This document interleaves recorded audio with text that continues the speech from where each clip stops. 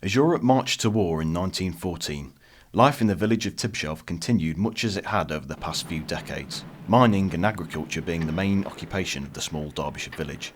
Little did the parish know quite how the effects of the world's first industrial and mechanised war would impact on their community. As young men volunteered for the military across the country, one man from Tibshelf wrote to the Derbyshire Times about his experience of basic training. Frank Elvey's family ran the blacksmiths in Back Lane. He was a school teacher working in London, and he explains the contrast with his working life. Frank enlisted with the Royal Fusiliers. After breakfast, our work consists of 4 hours drill, and then after cookhouse, we go for a route march from 10 to 12 miles. We have tea about 5 p.m, and then, providing one is fortunate enough to be a non-commissioned officer, one is free for the night. After his training, Frank served in India, Gallipoli, and in some of the major battles in France. His 3 other brothers also joined up. William Elvey signed up with the Lincolnshire Regiment, and Harold was a sergeant with the Sherwood Foresters. The last brother, George, was a shoeing smith, and was working with the horses for the 171st Tunnelling Company and the Royal Engineers. George was killed in action in July 1916, the only one of his company to lose his life that day. He was shoeing a horse just behind the firing line and was struck by a shell and killed instantly. He is buried in the Berks Cemetery in Belgium. Royal Engineers tunnelling companies were dedicated to the digging, packing and exploding of galleries and mines under the German lines. They were first formed in February 1915, and by the time of the Battle of the Somme in July 1916, almost 25,000 had volunteered and indeed been recruited. They were mainly enlisted from traditional coal mining areas such as Yorkshire, Derbyshire, South Wales and County Durham. They received really the bare minimum of basic military training, as it was their technical skills that were needed, not their fighting ability. Though often, if compromised by German counter-tunnelling, there is a record of quite savage hand-to-hand combat taking place in the tunnels. Coal miner Thomas Slack enlisted in Chesterfield and served with the 11th Battalion Nottingham and Derbyshire Regiment. Thomas was killed in action aged 26 in northern Italy, fighting the Austrians. He had entered the war in Flanders in August 1915, taking part in the Battle of Loos and later the Somme. In November 1917, he was involved in the Third Battle of Ypres and was awarded the Military Medal for gallantry and devotion to duty. Thomas is buried in the Barental Military Cemetery in Italy. George Cox, an underground road repairer of Spa Croft, was conscripted into the Sherwood Foresters before being transferred into the Machine Gun Corps. He was taken prisoner in May 1918 whilst serving as a No. 1 in a Vickers machine gun unit near Rheims. On the 9th of May 26th, his position was attacked by a German patrol. 3 of his comrades were killed, but George fought on until his machine gun was disabled, killing a large number of Germans. Neither side behaved well towards enemy machine gunners, and he was lucky to have been taken alive. He was made to carry the wounded and collect the dead for 48 hours without food or water. He was held as a prisoner of war in several locations and was badly treated. George managed to survive the war and was released in November 1918 and was shipped home, but died from the effects of dysentery in a hospital in Northampton in February 1919. George was buried in Tibshelf churchyard with full military honours. Another member of the Machine Gun Corps was Frederick Batchelor, a shunter who moved to Tibshelf with the railways. He was killed during an attack on the German trenches in the First Battle of the Somme. His body rests with 72,116 other soldiers in Thiepval Cemetery. The firepower of the machine gun was recognised by the German army early in the war, and they had specialised machine gun units already in 1914. The British didn't identify its military importance until 1915, when they formed the Machine Gun Corps, which was attached to each division. The heavy machine gun played a significant part in the defensive strategy of both sides, as the war ground to a stalemate.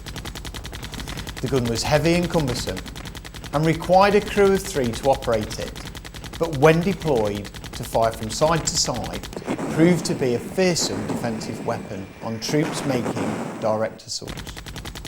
It proved so on the first day of the Battle of the Somme in July 1916, when the Germans inflicted 60,000 casualties and 20,000 fatalities, most on that day attributed to the machine gun. Disease was ever present in the field of war, and Royal Marine Harold Bailey, a medic on board the hospital ship Arcania, died of dysentery in August 1915. He was aged 32 and is commemorated on the Chatham Naval Memorial in Kent. Another Royal Marine who had a consecutive service number to Harold was 27-year-old stretcher bearer Frank Bingham. They may well have joined up together. Frank, a miner from Back Lane, lost his life in France. In a letter to his mother, his officer in command wrote, "Your son was killed by a shell at our advanced dressing station where I'd seen him with others attending to the wounded a few minutes before his death. He was one of our original bearers in the field ambulance, having served with us in Gallipoli. He proved himself to be most willing and devoted to his duty. He was a brave man and gained the respect of everybody who knew him, and he died nobly whilst administering to the wounded." Frank was killed in August 1918 and is buried in France. Two brothers remembered on the memorial in Tibshelf are Henry and John Golder of St Thomas's Row. John was in the Sherwood Foresters and Henry a private in the Leicestershire Regiment. They were both killed within months of each other in the final days of the war and are both buried in France. Basra has a place in our memory from more recent conflicts. The name of 2nd Lieutenant George Reynolds is commemorated on the Basra Memorial for 40,000 Commonwealth forces that died in operations in Mesopotamia. George was killed aged just 22 in April 1916 fighting the Turks. Grief for the Reynolds family didn't end there. George's twin brother Frank was killed in France 4 months later. He was also a 2nd Lieutenant, but in the Sherwood Foresters attached to the 15th Battalion. Ordered to capture 1,000 yards of trenches near Maltshorn Farm, they suffered heavy losses during the attack. The last officer to see Frank reported he was leading his men in attack and shouting, "Come on, boys." He is commemorated on the Thiepval Memorial. The Sherwood Foresters were the county regiment for the whole of Nottinghamshire and Derbyshire, and during the First World War they raised 33 battalions, of which 20 served overseas, and within those battalions there was 140,000 men, of which 11,409 were either killed in action or died of wounds. Above that, there was probably another 60,000 who were wounded, many very, very seriously indeed. Amongst the many gallantry medals that were won during the First World War, the regiment was to win 10 VCs. They went on to serve in Egypt, Gallipoli, Italy, France, Belgium, and even got a foot into Germany, and in 1916 we had 4 battalions serving in the Irish Rebellion in Dublin. 4 brothers from the Smith family of Rockhouse Farm, John, William, George and Thomas, joined the Sherwood Rangers Yeomanry. A 5th, Benjamin, was working in the diamond mines in South Africa and joined up there to fight in the East African campaign. The 4 brothers fought in Salonika and Macedonia against the Turks and Bulgarians. During the return trip to Egypt, their troop ship, the Sestrian, was torpedoed in the Aegean and sunk. Only 3 crew lost their lives, along with all the horses, but the 800 troops on board were rescued by the Royal Navy. Thomas was promoted to 2nd Lieutenant on their return to Egypt, and he requested a transfer to the Imperial Camel Corps. He said, so his brothers didn't have to salute him. Thomas was killed outside of Amman, in present-day Jordan. A fellow officer, 2nd Lieutenant Brothers, wrote to Thomas's uncle in Newark. "On the night of the 28th we attacked the redoubt in front of the town, which was captured and held during the next day. On the morning of the 29th your nephew was running to me to take an order and was sniped and hit in the chest. He was taken back to the field ambulance, but the wound proved fatal. He died quite quietly and without pain. Please convey to his mother the deepest sympathies from myself and his section in her great loss." The Smith brothers continued fighting the Turks through Jerusalem, Jericho, Damascus and on to Homs. Another soldier to die in the Middle East was Private Frank Thompson of the Leicestershire Regiment. Killed in action, aged 19, he is buried in Baghdad. Sherwood Ranger William Seaston was killed in what we now know as Syria. He is buried in a Commonwealth War cemetery in Damascus. Some men have no known grave. Sherwood Forester Frank Petch manager of a local grocery store, was killed in the trenches near Zielbrech, Ypres, during heavy shelling. Frank, 4 other men and an officer were killed that day, and he is remembered on the Tyne-Cot Memorial in Belgium, along with 35,000 other officers and men whose graves are unknown. Sherwood Forester William Barringer was part of the expeditionary force that landed in France at the outbreak of war. He was killed in action just 16 days into the war, fighting German forces in Troyes, France. Royal Marine John Berkhamshaw of Addison Street died just 2 days before the armistice was signed. John was on HMS Britannia in the Straits of Gibraltar when she was torpedoed by a German U-boat. The explosion started a fire in the magazine, but it stayed afloat for 2.5 hours, allowing the rescue of over 700 men. Most of the dead were killed by the toxic fumes from burning cordite. The Britannia was the last Royal Naval vessel to be lost during the conflict. Coal haulier Samuel Batterson from St Thomas's Row died of meningitis after the war had finished. He was just 24 years old and in the Machine Gun Corps. He is buried in St John's Churchyard. Miner and amateur boxer Maurice Calvert of 13 Haddon Street took part in one of the bloodiest and costliest campaigns of the war, Gallipoli. He enlisted in Chesterfield, and he wrote to his brother Bill from his training camp in Hampshire. We are getting ready for some big field days. We've been making trenches these last 2 days and they are good enough for anything. Everything will be put into use: infantry, cavalry, artillery and aircraft. And there will be thousands of men, because there is over 15,000 in one division, so it will be worth seeing. The 9th Battalion Nottingham and Derbyshire Regiment landed in Sulver Bay, Gallipoli. The cost in lives of this campaign was enormous, with over 200,000 Allied casualties. Morris was killed within 2 days of the landings. He was just 20 years old and is remembered on the Helles Memorial in Turkey. Another villager to die in Gallipoli with the 9th Battalion was miner Henry Simpson. He probably knew Morris, but survived only 10 days longer than his comrade. He was also 20 years old and is also remembered on the Helles Memorial. Corporal Herbert Wilkinson enlisted in the York and Lancashire Regiment and went to France in 1915. He died of his wounds in September 1916, but he had been awarded the Distinguished Conduct Medal for earlier actions. For conspicuous gallantry and devotion to duty when in charge of 2 Lewis guns under heavy bombardment, the trench was knocked in and gun and team were buried. Corporal Wilkinson moved between his guns, in full view of the enemy and under heavy fire, selecting new positions and only withdrew when ordered to do so. He is buried in the Comté Cemetery near Somme in France. 36-year-old Charles Croft, son of the village chemist, returned from farming in Canada, and after being rejected 3 times, Charles was enlisted into the 17th Battalion, the Welbeck Rangers. He was killed during an attack on German trenches on the 3rd of September 1916 at Beaumont Hamel. It was a very costly and ineffective attack. After taking the first German trench at 6 a.m. with heavy casualties, they came up against heavy machine gun fire. An officer and 30 men succeeded in reaching the second German line, but had to withdraw due to lack of support. At 2 p.m. they were ordered to pull back to the British trenches. The following day, the officer in charge reported 59 men killed, 155 wounded, and 221 missing. Charles, who had only been in France 1 month, was reburied in the Ancre Cemetery with 35 of his comrades after his body was found in an isolated grave.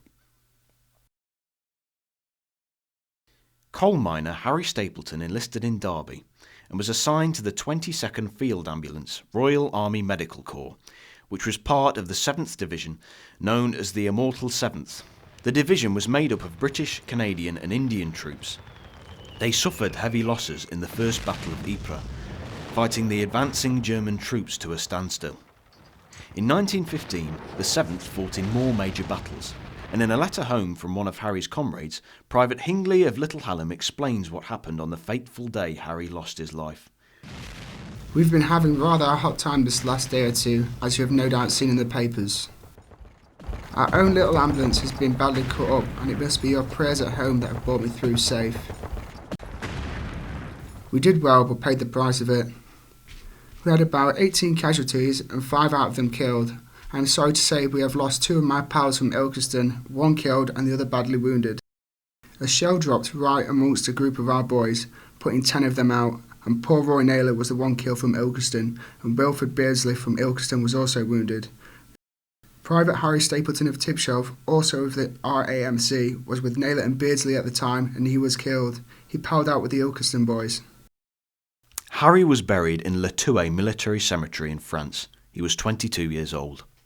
Sergeant John Pask was a professional soldier. He had served 21 years in the Royal Garrison Artillery. Whilst serving in Hong Kong with his family, his wife died in childbirth, and he returned to Britain with his 3 children and remarried. He moved to Elm Tree Terrace and got a job at the local mine.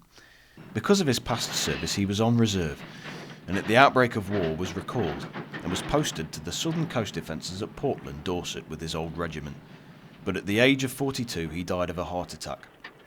Although he lived only a short time in the village, his obituary said, "Tibshelf has lost by death a very amiable and experienced soldier, who, during his comparatively short sojourn in this parish, made many friends by his urbanity and soldierly bearing." John is buried in Tibshelf churchyard. Frank Gratian was a colliery electrician from St Thomas's Row and enlisted with the York and Lancaster Regiment, the Sheffield Pals, who fought a pivotal role in the Battle of the Somme. He survived that, only to be wounded in a later battle. He was discharged in May 1917 and returned home an invalid. Frank died 8 months later of TB. His family took his death badly and returned his service medals, his mother holding a grudge against all Germans for the rest of her life. Frank is buried in Tibshelf churchyard. In July 1917, William Poynter, a miner living in Hardwicke Street, enlisted into the Royal Naval Division, a fighting infantry unit of the senior service. He had an eventful time of it in France, being gassed in March 1918, probably in the Battle of Cambrai, and was badly injured by multiple gunshot wounds in November during the final advance into Picardy. His family received a letter informing them he was dangerously ill. This French nurse looked after William during his recovery in the BEF hospital in northern France. William wrote to his family from his hospital. "I was wounded on the 7th and was hit in 4 places. In the head, 8 stitches in it, 1 in the leg, that's about better, and 1 in the hand, which is going on fine. But I got 1 straight through my arm and 6 stitches in it, so I think it'll be a long while before it gets right." After the war, William didn't resume manual work because of the injury to his arm. These are just a few stories of Tibshelf's Great War. Some stories have been forgotten, and some were never known, lost forever in a split second of a shell burst, in a bloody trench in France or Belgium. Stories from Gallipoli and the Holy Lands where men fought and died under a different sun. Stories of ordinary men living and dying in extraordinary circumstances.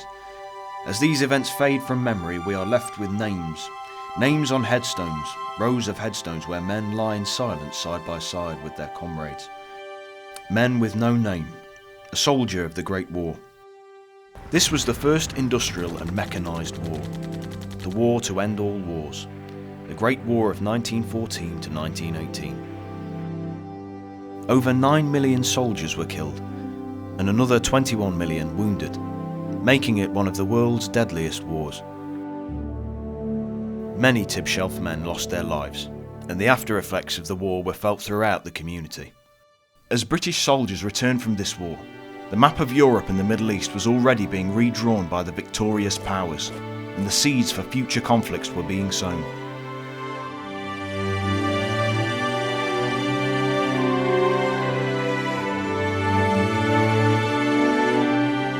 Fred Aberley, Military Medal. George Alvey. Harold Bailey.